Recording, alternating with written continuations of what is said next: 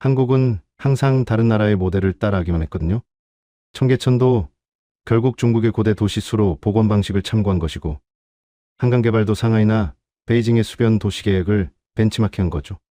이는 2025년 겨울 CNN 다큐멘터리 기획회의에서 중국 칭화대학교 왕푸웨이 교수가 한국의 도시 개발을 폄하하며 내뱉은 말이었습니다.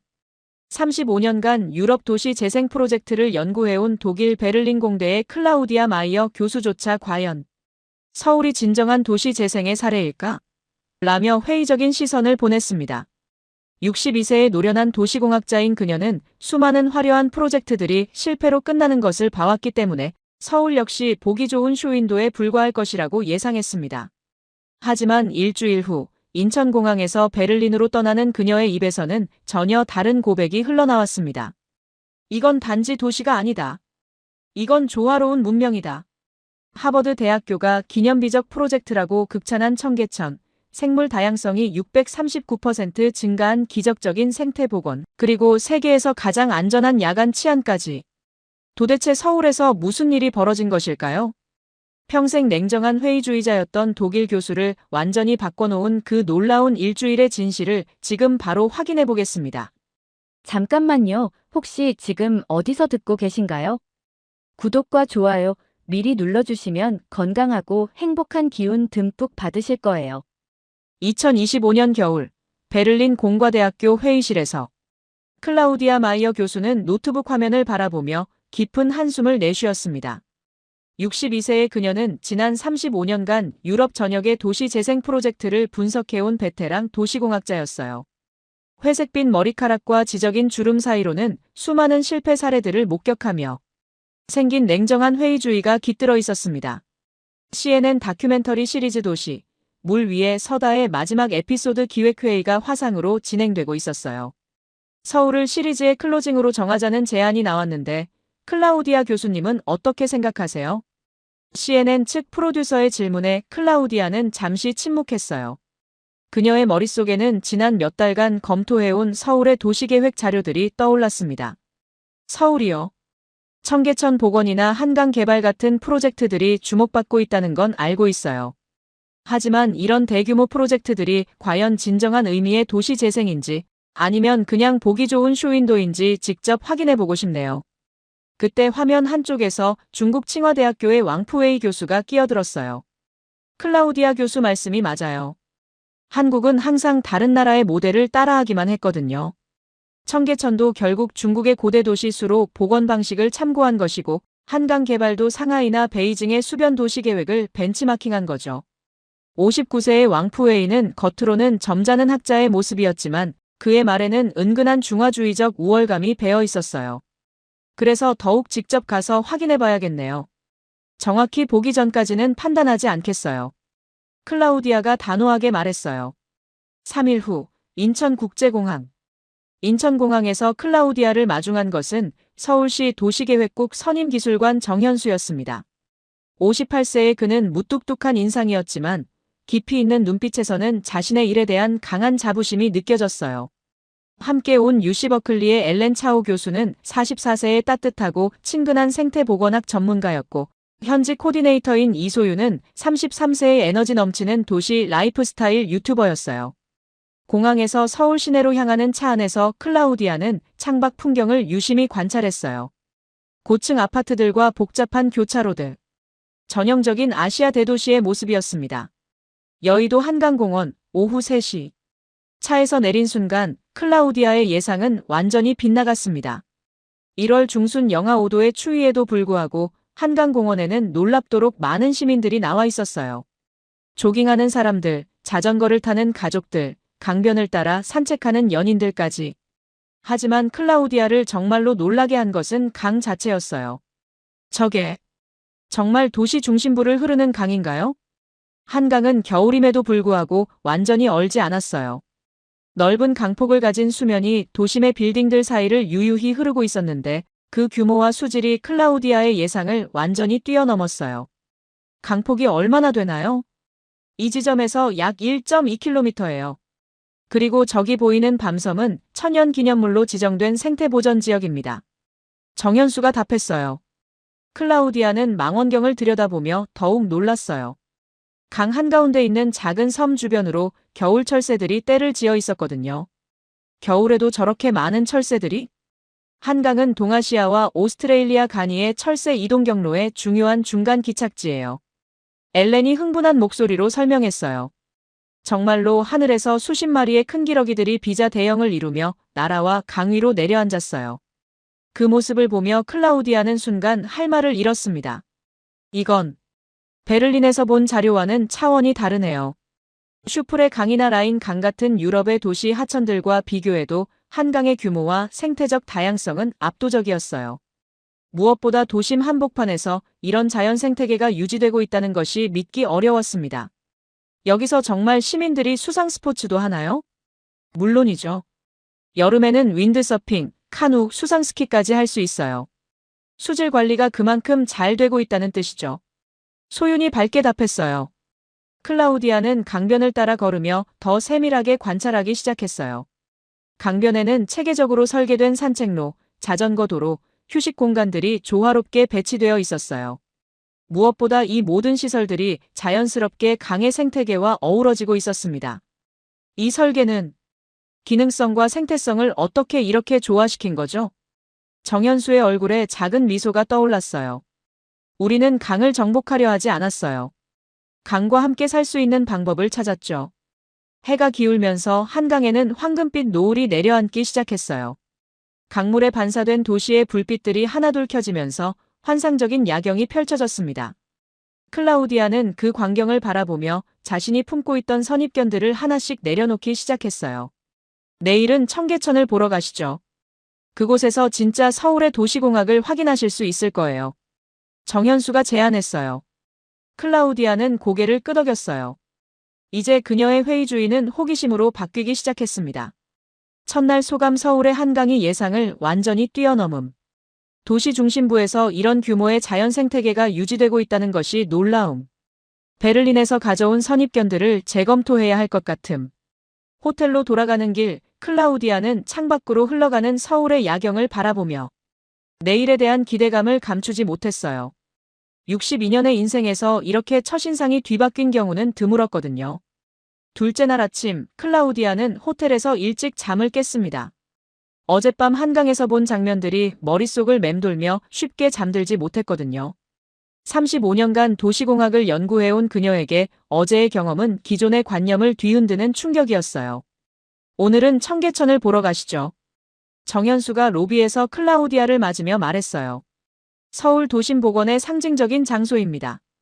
청계천으로 향하는 차 안에서 정현수는 태블릿을 꺼내 옛 사진들을 보여줬어요. 이게 복원 전 청계천이었어요. 화면에는 거대한 고가도로가 도심을 관통하는 모습이 나와 있었어요. 콘크리트 구조물 아래로는 복개된 하천이 있었고 그 위로는 끊임없는 차량들이 달리고 있었습니다. 정말 이 아래에 강이 있었다고요? 클라우디아가 놀라며 물었어요. 네, 600년 넘게 서울 도심을 관통해온 자연 하천이었죠. 하지만 개발 과정에서 복개되고 그 위에 고가도로가 만들어졌어요. 엘렌이 옆에서 덧붙였어요. 전형적인 20세기 도시개발 방식이었죠. 자연을 감추고 그 위에 인공 구조물을 올리는. 청계천 광장, 오전 10시. 청계천 광장에 도착한 순간 클라우디아는 말문이 막혔습니다. 도심 한복판에서 맑은 물줄기가 흘러나오고 있었어요. 현대적인 빌딩들 사이로 자연스럽게 흐르는 하천의 모습이 정말 경이로웠습니다. 이게 정말 같은 장소인가요? 클라우디아가 태블릿의 과거 사진과 현재 모습을 번갈아 보며 감탄했어요. 완전히 다른 도시 같아요. 하천을 따라 걸으면서 클라우디아는 더욱 놀라운 것들을 발견했어요. 물의 투명도, 하천 양쪽으로 조성된 보행로, 그리고 무엇보다 도심 한복판에서 이렇게 자연스럽게 물이 흘러간다는 사실 자체가 믿기 어려웠어요. 수질은 어떻게 관리하고 있나요? 한강에서 끌어온 물을 정화시설을 거쳐서 공급하고 있어요. 정현수가 설명했어요. 하루 12만 톤의 깨끗한 물이 순환하고 있습니다. 클라우디아는 하천 바닥까지 들여다보이는 맑은 물을 보며 감탄했어요. 베를린의 슈프레 강이나 파리의 센 강과 비교해도 이런 투명도를 유지하는 도심 하천은 보기 어려웠거든요. 복원 과정에서 가장 어려웠던 점은 무엇이었나요? 클라우디아가 궁금해했어요. 정현수의 표정이 잠시 어두워졌어요. 반대 여론이 정말 심했어요. 시민들은 교통체증을 걱정했고 전문가들은 기술적 한계를 지적했죠. 저도 당시 실무진으로 참여했는데 정말 어려운 시간이었어요. 하지만 결과적으로는 성공했네요. 시행착오도 많았지만 포기하지 않았어요. 무엇보다 시민들이 점점 변화를 받아들이기 시작했거든요. 하천을 따라 더 깊숙이 들어가자 더욱 놀라운 광경이 펼쳐졌어요. 저기 보세요. 엘렌이 흥분한 목소리로 가리켰어요. 물속에서 작은 물고기들이 헤엄치고 있었고 하천 가장자리에는 다양한 수생식물들이 자라고 있었어요. 정말 생태계가 복원된 거네요. 클라우디아가 감탄했어요. 복원 전에는 생물이 살 수 없는 완전히 죽은 공간이었는데 2003년 복원 전과 2008년을 비교하면 생물 다양성이 639% 증가했어요. 소윤이 스마트폰으로 자료를 찾아 보여줬어요. 식물종이 62종에서 308종으로, 어류가 4종에서 25종으로, 조류가 6종에서 36종으로 늘었어요. 639%라고요? 클라우디아가 놀라며 다시 물었어요. 미국의 랜드스케이프 아키텍처 재단에서 발표한 자료예요. 하버드 대학교에서도 청계천을 기념비적 프로젝트라고 평가했고요. 클라우디아는 잠시 할 말을 잃었어요. 하버드 GSD는 세계에서 가장 권위 있는 도시설계 연구기관 중 하나였거든요. 하천 주변을 더 둘러보니 시민들의 모습도 인상적이었어요. 점심시간이 되자 직장인들이 삼삼오오 나와서 하천변에서 도시락을 먹고 있었어요. 겨울임에도 불구하고 많은 사람들이 자연스럽게 이 공간을 이용하고 있었습니다. 시민들의 반응은 어떤가요? 처음에는 회의적이었지만 지금은 완전히 달라졌어요. 정현수가 답했어요. 특히 여름에는 도심 온도가 2도 이상 내려가는 효과가 있어서 시민들이 정말 좋아해요. 그때 한 할머니가 클라우디아에게 다가왔어요. 외국분이신가요? 우리 청계천 어때요? 할머니의 따뜻한 미소와 자연스러운 호기심에 클라우디아는 마음이 따뜻해졌어요. 정말 놀라워요. 독일에서도 이런 복원 사례를 찾기 어려울 것 같아요. 그럼 다행이네요. 처음에는 왜 멀쩡한 길을 파서 물길을 만드나 했는데 지금은 없으면 안 될 것 같아요. 할머니가 웃으며 말씀하셨어요. 클라우디아는 할머니의 말에서 진정한 도시 재생의 의미를 깨달았어요. 단순히 인프라를 바꾸는 것이 아니라 시민들의 삶을 바꾸는 것이 진짜 성공이었던 거죠. 오후 2시 청계천 상류. 하천을 따라 더 상류로 올라가자 또 다른 모습들이 보였어요. 이 부분은 어떻게 설계한 건가요? 클라우디아가 물었어요. 하천 양쪽으로는 계단식 산책로가 만들어져 있었고 곳곳에 휴식 공간과 작은 폭포들이 배치되어 있었어요. 시민들의 다양한 활동을 고려해서 설계했어요. 정현수가 설명했어요. 산책, 휴식, 문화활동까지 모든 것이 가능하도록요. 정말로 하천변에서는 다양한 활동들이 벌어지고 있었어요. 책을 읽는 학생, 스케치를 하는 화가, 아이들과 놀아주는 부모들까지. 도시공학적으로 보면 정말 완벽한 설계네요. 클라우디아가 감탄했어요. 기능성, 미관성, 생태성을 모두 고려한 통합적 접근이에요. 엘렌도 동의했어요. 무엇보다 자연의 힘을 억압하지 않고 활용한 것이 인상적이에요. 해가 기울어가면서 청계천에는 조명이 켜지기 시작했어요. 은은한 조명이 물에 반사되면서 도심 한복판에 환상적인 야경이 펼쳐졌습니다. 밤에도 이렇게 아름다운 곳이 될 줄은 몰랐어요. 클라우디아가 말했어요. 치안은 괜찮나요? 서울은 세계에서 가장 안전한 도시 중 하나예요. 소윤이 자신있게 답했어요. 여성 혼자서도 밤늦게 산책할 수 있어요. 정말로 밤이 되었는데도 여전히 많은 시민들이 청계천을 이용하고 있었어요. 연인들, 가족들, 그리고 혼자 산책하는 사람들까지. 둘째 날 소감 청계천 복원이 단순한 도시계획을 넘어선 문명사적 성취라는 것을 확인. 하버드에서 기념비적 프로젝트라고 평가한 이유를 직접 체험. 생물 다양성 639% 증가라는 수치가 현실로 느껴짐. 무엇보다 시민들이 자연스럽게 받아들이고 사랑하게 된 과정이 인상적. 호텔로 돌아가는 길, 클라우디아는 자신이 가져온 도시공학에 대한 관념들이 하나씩 바뀌고 있음을 느꼈어요. 서울에는 분명 기존의 이론으로는 설명할 수 없는 무언가가 있었습니다. 셋째 날 클라우디아는 청계천을 더 깊이 탐구하기로 했습니다. 어제 본 것만으로는 이 프로젝트의 진짜 의미를 파악하기 어려웠어요. 35년간 도시공학을 연구해온 그녀에게는 더 구체적인 기술적 검증이 필요했습니다. 오늘은 청계천의 기술적 측면을 자세히 살펴보시죠. 정현수가 제안했어요. 복원 과정에서 어떤 공학적 도전들이 있었는지, 그리고 그것들을 어떻게 해결했는지 보여드리고 싶어요. 청계천 복원 전시관, 오전 10시. 전시관에 들어서자 클라우디아의 눈길을 사로잡은 것은 거대한 모형도였어요. 복원 전후의 청계천을 3D로 구현한 모형에서는 이 프로젝트의 엄청난 규모를 한눈에 확인할 수 있었습니다. 총 공사 기간이 2년 3개월이었어요. 정현수가 설명했어요. 5.84km의 고가도로를 철거하고 3.6km의 하천을 복원했죠. 클라우디아는 모형을 자세히 들여다봤어요. 도심 한복판에서 이런 대규모 공사를 진행한다는 것 자체가 놀라운 일이었거든요. 교통 혼잡은 어떻게 해결했나요? 대중교통 시스템을 대폭 확충했어요. 지하철과 버스 노선을 재편하고 시민들의 협조를 구했죠. 시민들의 반발은 없었나요? 처음에는 정말 심했어요. 정현수의 표정이 잠시 어두워졌어요.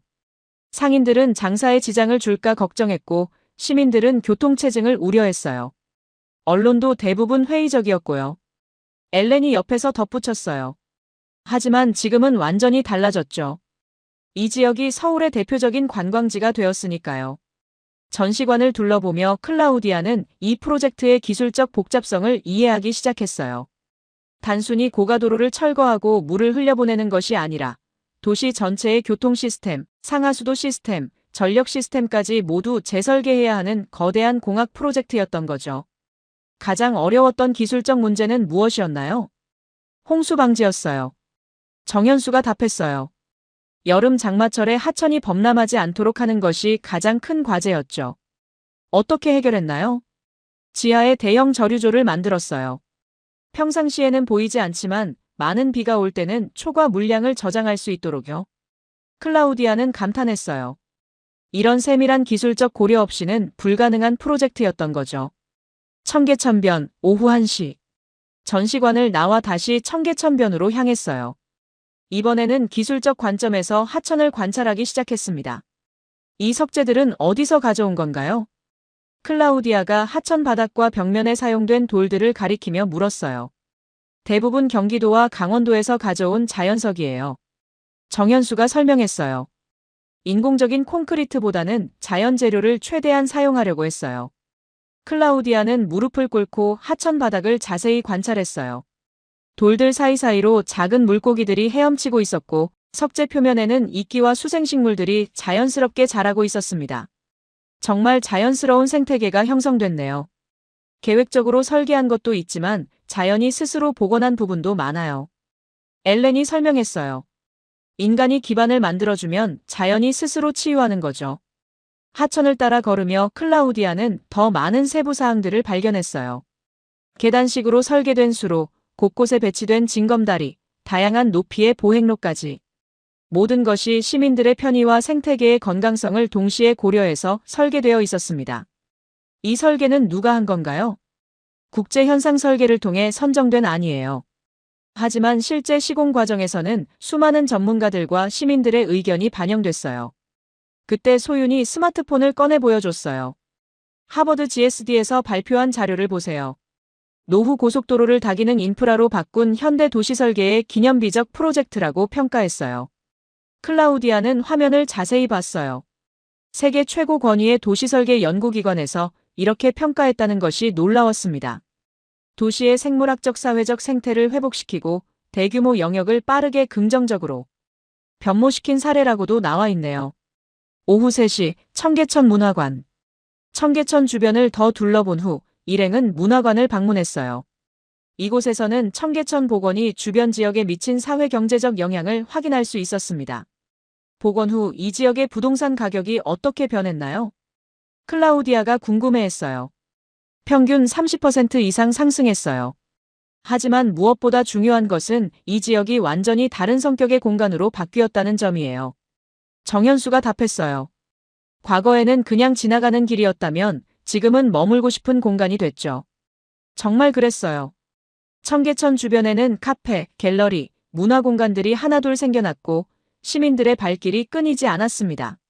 경제적 효과도 중요하지만 시민들의 삶의 질 향상이 더 의미 있다고 생각해요. 엘렌이 덧붙였어요. 도심에서 자연과 접할 수 있는 공간이 생긴 것 자체가 큰 변화죠. 클라우디아는 창밖으로 보이는 청계천을 바라보며 깊은 생각에 잠겼어요. 독일에서도 수많은 도시 재생 프로젝트들을 봐왔지만 이렇게 종합적이고 성공적인 사례는 드물었어요. 기술적 완성도, 생태적 건전성, 사회적 수용성, 경제적 타당성까지 모든 측면에서 균형 잡힌 성과를 보여주고 있었습니다. 셋째 날 소감 청계천 복원의 기술적 복잡성과 완성도의 놀라움. 단순한 토목 공사가 아니라 도시 전체 시스템을 재설계한 종합 프로젝트였음을 확인. 하버드에서 기념비적 프로젝트라고 평가한 이유를 이해하게 됨. 이런 수준의 통합적 접근은 유럽에서도 찾기 어려움. 저녁이 되어 호텔로 돌아가는 길 클라우디아는 자신의 도시공학 관념이 급격히 변화하고 있음을 느꼈어요. 서울에는 분명 그녀가 아직 발견하지 못한 더 많은 비밀들이 숨겨져 있을 것 같았습니다. 넷째 날 클라우디아는 서울의 경계를 체험하기 위해 김포 한강학으로 향했습니다. 오늘은 좀 특별한 촬영이 예정되어 있어요. 정현수가 차 안에서 설명했어요. 드론 촬영을 위해 군부대의 허가를 받았거든요. 군부대 허가요? 클라우디아가 놀라며 물었어요. 이 지역이 군사 접경 지역이라서 드론 비행에 제한이 있어요. 하지만 생태계 관찰을 위해 특별히 허가를 받았죠. 이런 세밀한 협조 과정에서도 클라우디아는 한국의 체계적인 시스템을 느낄 수 있었어요. 김포 한강하구 오전 9시. 한강하구에 도착하자 클라우디아의 눈앞에는 완전히 다른 세상이 펼쳐졌습니다. 도시에서 1시간도 안 되는 거리인데 마치 원시 자연 속에 온 것 같은 느낌이었어요. 넓은 습지와 논이 끝없이 펼쳐져 있었고 그 위로는 수많은 철새들이 날아다니고 있었습니다. 저기 보세요. 엘렌이 흥분한 목소리로 가리켰어요. 논 한가운데서 수백 마리의 기러기들이 먹이를 찾고 있었어요. 그 장관이 정말 압도적이었습니다. 정말 서울 바로 옆에서 이런 생태계가 가능한 건가요? 클라우디아가 믿기 어렵다는 표정으로 물었어요. 한강은 동아시아와 오스트레일리아 철새 이동 경로의 핵심 구간이에요. 엘렌이 설명했어요. 시베리아에서 동남아시아까지 이동하는 철새들이 반드시 거쳐가는 곳이죠. 드론이 하늘로 올라가자 더욱 놀라운 광경이 펼쳐졌어요. 상공에서 내려다본 한강하구는 마치 거대한 생명의 회랑 같았습니다. 강과 논과 습지가 자연스럽게 연결되어 있었고 그 곳곳에서 다양한 철새들이 활동하고 있었어요. 이건 정말 경이로워요. 클라우디아가 드론 화면을 보며 감탄했어요. 도시 근교에서 이런 규모의 생태계를 보는 건 처음이에요.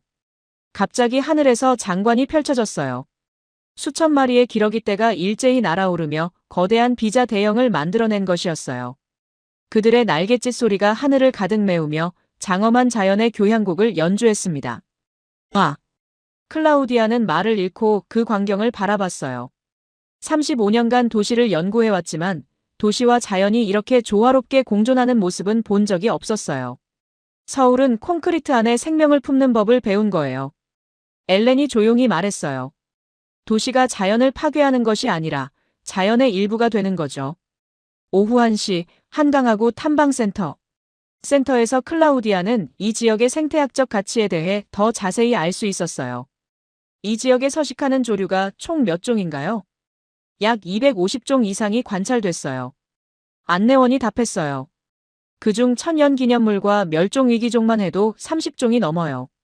클라우디아는 전시된 자료들을 보며 놀랐어요. 독수리, 흰꼬리수리, 검은 두루미, 재두루미까지. 이런 희귀한 새들이 서울 근교에서 관찰된다는 것이 믿기 어려웠어요. 도시개발과 생태보전을 어떻게 양립시키고 있나요? 처음부터 생태계를 고려한 도시 계획을 세웠어요. 정현수가 설명했어요. 개발 후에 환경을 복원하는 것이 아니라 처음부터 생태계와 함께 성장하는 도시를 만드는 거죠. 오후 늦게 다시 한강변으로 나가자 해질녘의 장관이 펼쳐졌어요. 노을이 강물에 비치는 가운데 철새들이 잠자리를 찾아 이동하는 모습이 정말 아름다웠습니다. 이런 풍경을 보고 있으면 왜 이곳을 지키려고 하는지 이해가 돼요. 클라우디아가 말했어요. 도시와 자연이 대립하는 것이 아니라 공존하는 모습을 보니까 새로운 도시 계획의 가능성이 보여요. 저녁 7시 서울로 돌아가는 길. 차 안에서 클라우디아는 오늘 하루를 정리했어요. 넷째 날 소감 김포 한강하구에서 도시와 자연의 완벽한 공존을 목격. 서울 바로 옆에서 이런 원시 생태계가 유지되고 있다는 것이 경이로움. 250종 이상의 조류, 30종 이상의 천연 기념물과 멸종 위기종. 이런 생물 다양성을 도시 근교에서 보는 건 세계적으로도 드문 일. 도시 계획에서 생태계를 처음부터 고려한다는 철학이 인상적. 서울의 야경을 바라보며 클라우디아는 이제 이 도시를 완전히 다른 시각으로 보기 시작했어요. 단순한 콘크리트 정글이 아니라 자연과 조화를 이루며 숨쉬는 살아있는 유기체처럼 느껴졌습니다. 다섯째 날 저녁 클라우디아는 특별한 경험을 하기로 했습니다. 오늘은 야간에 청계천을 걸어보시죠. 소윤이 제안했어요. 밤의 청계천은 또 다른 매력이 있어요. 클라우디아는 조금 걱정스러웠어요. 유럽 도시들에서 밤에 도심 하천을 걷는다는 것은 상당한 위험을 감수하는 일이었거든요. 야간 치안은 괜찮나요? 서울은 세계에서 가장 안전한 도시 중 하나예요. 소윤이 자신있게 답했어요. 특히 청계천은 24시간 안전해요. 청계천 광장, 저녁 8시. 청계천에 도착한 클라우디아는 예상과 완전히 다른 광경을 목격했습니다. 밤임에도 불구하고 정말 많은 사람들이 하천변을 이용하고 있었어요. 연인들, 가족들, 그리고 혼자 산책하는 사람들까지. 더 놀라운 것은 여성들이 혼자서도 자유롭게 산책하고 있다는 점이었어요. 정말 안전한가 봐요. 클라우디아가 놀라며 말했어요. 베를린에서는 밤에 여성 혼자 이런 곳을 걷기 어려워요. 서울은 야경도 치안도 세계 최고예요. 소윤이 자랑스럽게 말했어요. 혼자 나와도 전혀 무섭지 않아요. 하천을 따라 걸으면서 클라우디아는 더욱 놀라운 것들을 발견했어요. 곳곳에 설치된 은은한 조명들이 물에 반사되어 환상적인 분위기를 연출하고 있었고 시민들이 자연스럽게 이 공간을 즐기고 있었어요. 한 가족이 아이들과 함께 징검다리를 건너며 웃고 있었고 젊은 커플은 벤치에 앉아 조용히 대화를 나누고 있었어요. 이런 평화로운 분위기는 정말 드물어요. 클라우디아가 감탄했어요. 그때 앞에서 작은 소동이 벌어졌어요. 한 시민이 실수로 휴대폰을 물에 떨어뜨린 것이었어요. 즉시 주변에 있던 여러 사람들이 달려와 도움을 주기 시작했습니다. 누군가는 손전등을 켜주고 누군가는 긴 막대를 찾아와주고 또 누군가는 물에 직접 들어가 휴대폰을 찾아줬어요. 정말 자연스러운 상호부조네요. 클라우디아가 감동받은 목소리로 말했어요. 이런 시민의식이 도시 안전의 기반이 되는 거군요.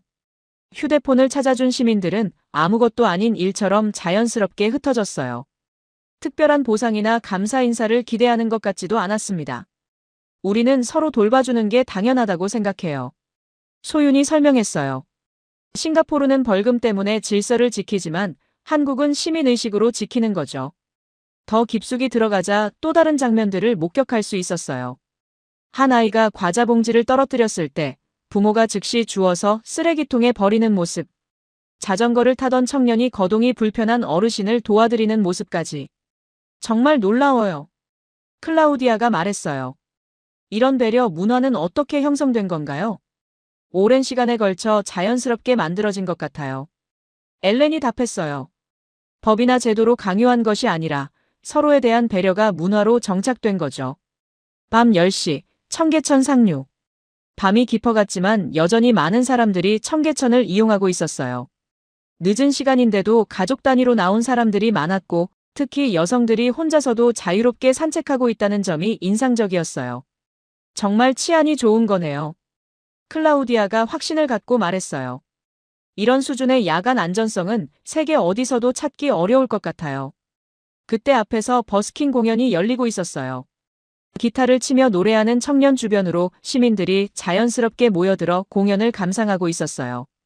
공연이 끝나자 자발적으로 박수를 치고 일부는 후원금도 넣어주는 모습을 볼 수 있었어요.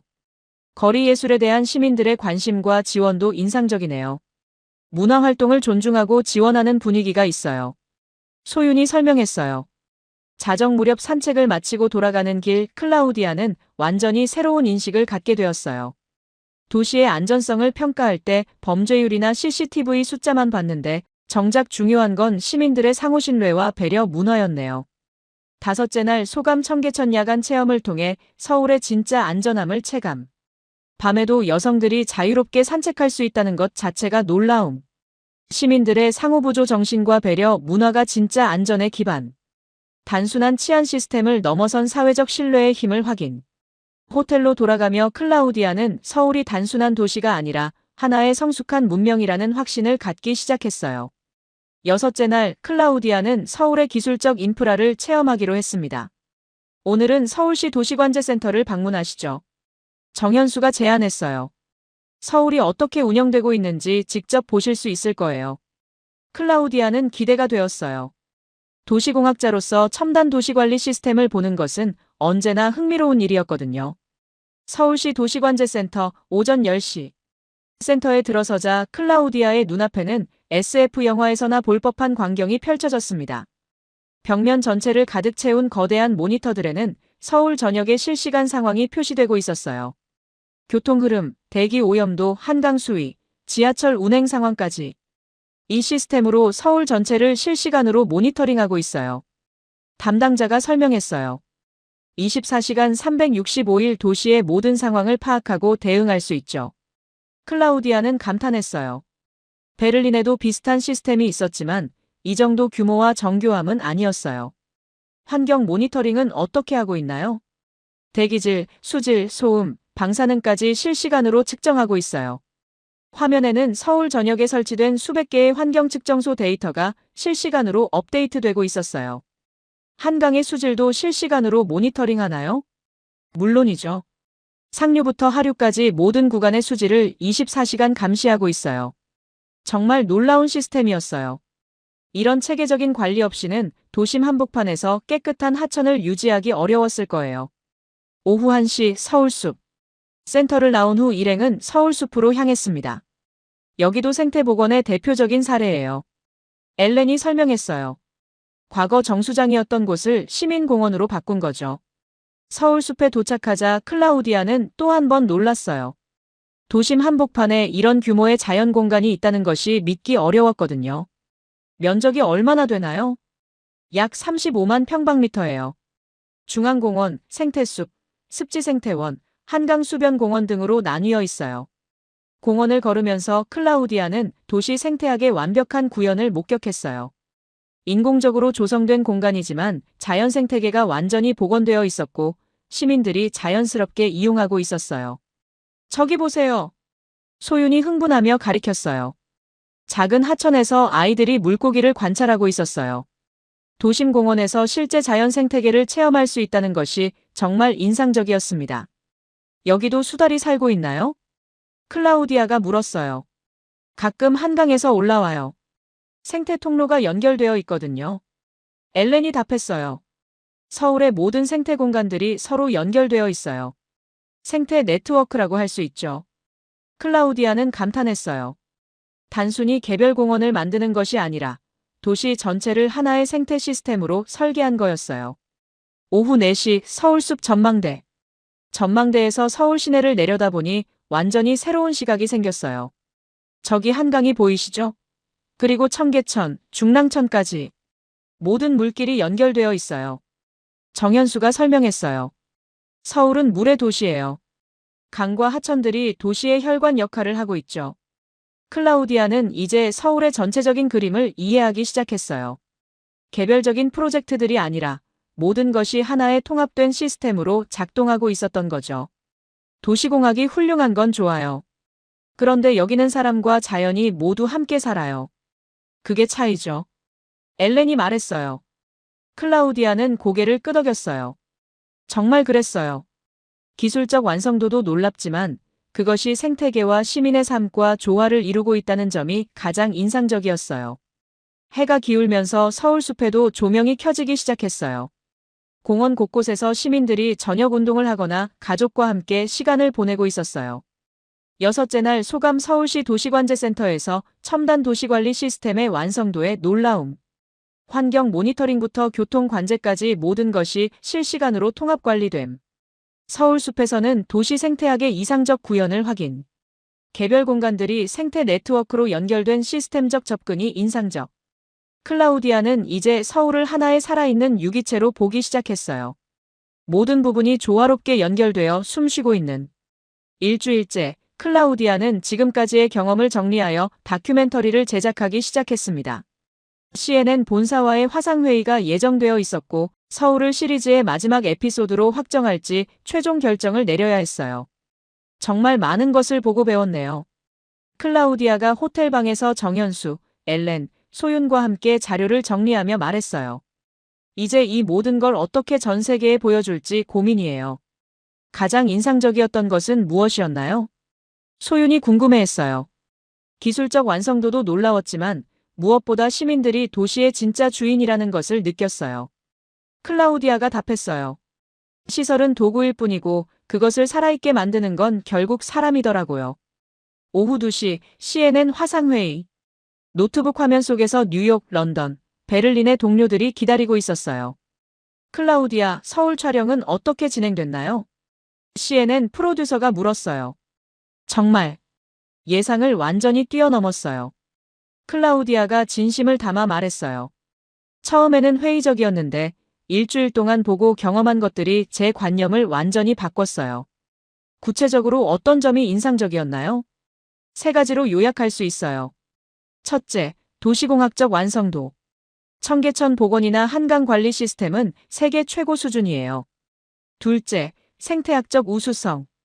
도심에서 이런 생물 다양성을 유지하는 도시는 드물어요. 셋째, 시민의식. 이 모든 것을 살아있게 만드는 건 결국 시민들의 성숙한 의식이었어요. 화면 한쪽에서 왕푸웨이 교수가 끼어들었어요. 하지만 그런 것들이 정말 독창적인 건가요? 대부분 다른 나라의 모델을 참고한 것 아닌가요? 클라우디아는 잠시 침묵했다가 단호하게 답했어요. 왕 교수님, 기원이 어디든 중요하지 않아요. 지금 서울에서 작동하고 있는 시스템의 완성도와 효과가 중요한 거죠. 그리고 이런 수준의 통합적 성과는 어디서도 찾기 어려워요. 오후 4시 다큐 편집.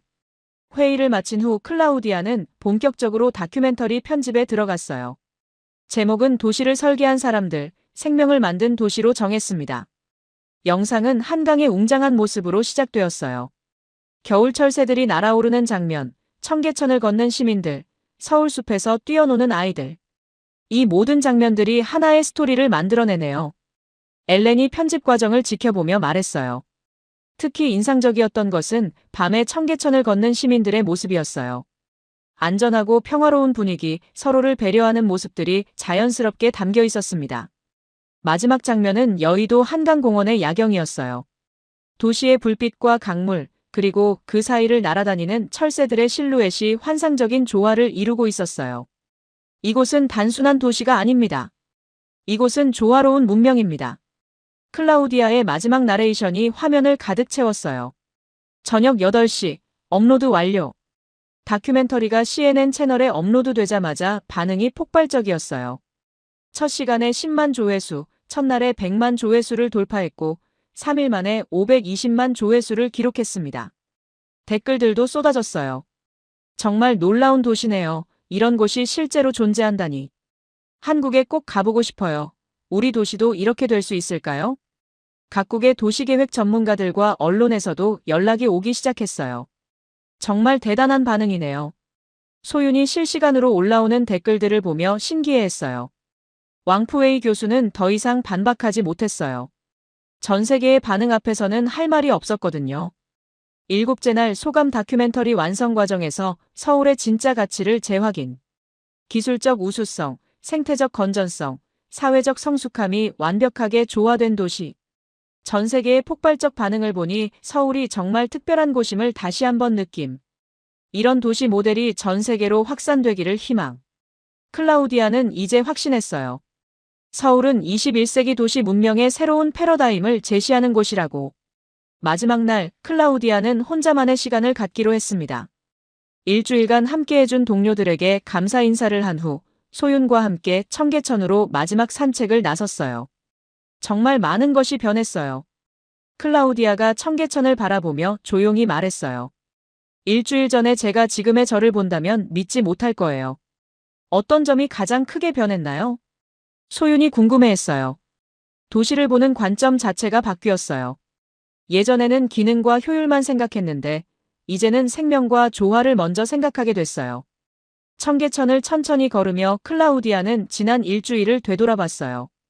첫날의 놀라움, 둘째 날의 감탄, 셋째 날의 확신, 넷째 날의 경이로움, 다섯째 날의 감동, 여섯째 날의 이해, 일곱째 날의 완성까지. 정말 완벽한 일주일이었어요. 그때 클라우디아는 스마트폰을 꺼내 독일에 있는 딸에게 화상통화를 걸었어요. 안나, 잘 지내지? 엄마, 어때요? 서울은? 이곳을 너에게 보여주고 싶어서 전화했어. 클라우디아가 스마트폰을 돌려 청계천을 보여줬어요. 이건 그냥 도시가 아니야. 이건 사람과 자연이 손잡고 만들어낸 문명이야. 딸의 감탄하는 소리가 들려왔어요. 정말 아름다워요, 엄마. 언제 같이 가볼 수 있을까요? 곧 가자. 너도 이 도시를 직접 경험해봐야 해. 통화를 마친 후 클라우디아는 소윤과 함께 계속 걸었어요. 서울이 앞으로 어떻게 발전했으면 좋겠어요? 소윤이 물었어요. 지금 이 모습을 잃지 않았으면 좋겠어요. 기술이 발전해도 도시가 커져도 사람과 자연이 조화롭게 사는 이 정신만은 유지됐으면. 인천국제공항, 출국 3시간 전. 공항에서 마지막 인사를 나누며 클라우디아는 정현수, 엘렌, 소윤에게 진심 어린 감사를 표했어요. 정말 고마웠어요. 여러분 덕분에 제 인생에서 가장 의미 있는 일주일을 보냈어요. 저희야말로 좋은 경험이었어요. 정현수가 답했어요. 서울을 이렇게 객관적으로 평가해 주셔서 감사해요. 다시 오실 거죠? 소윤이 아쉬워하며 물었어요. 물론이에요. 이제 서울은 제게 특별한 도시가 됐어요. 앞으로 도시를 연구할 때마다 이곳을 떠올리게 될 거예요. 기내, 이륙 후. 비행기가 이륙하면서 클라우디아는 창밖의 서울 야경을 마지막으로 바라봤어요. 한강을 따라 펼쳐진 도시의 불빛들, 그 사이로 흐르는 물길들, 그리고 그 모든 것을 품고 있는 도시의 따뜻한 온기까지. 8째 날 소감 일주일간의 서울 경험이 나를 완전히 바꿨다. 도시공학자로서 35년간 쌓아온 관념들이 모두 새롭게 정립됨. 서울은 단순한 도시가 아니라 21세기 인류가 나아가야 할 문명의 방향을 제시하는 곳. 기술과 자연, 개인과 공동체, 효율과 조화가 완벽하게 균형을 이룬 이상적 도시. 앞으로 도시를 연구할 때마다 서울을 기준으로 생각하게 될 것. 14시간의 비행 동안 클라우디아는 계속해서 서울을 떠올렸어요. 베를린에 도착해서도 대학으로 돌아가서도 그녀의 마음속에는 항상 서울이 있었습니다. 그리고 그 후 3년간 클라우디아는 전 세계 곳곳에서 서울 모델에 대해 강연했어요. 수많은 도시들이 서울을 벤치마킹하려고 했고 클라우디아는 그들의 자문 역할을 맡았습니다. 서울은 나를 바꿨다. 이제 도시를 다룰 때 나는 늘 이곳을 떠올릴 것이다. 이것이 클라우디아가 자서전에 남긴 마지막 문장이었어요. 62세에 경험한 서울이 그녀의 남은 인생을 완전히 바꿔놓았던 것입니다. 진정한 도시는 건물과 도로가 아니라 그곳에 사는 사람들의 마음에서 시작된다는 것을 클라우디아는 서울에서 배웠어요.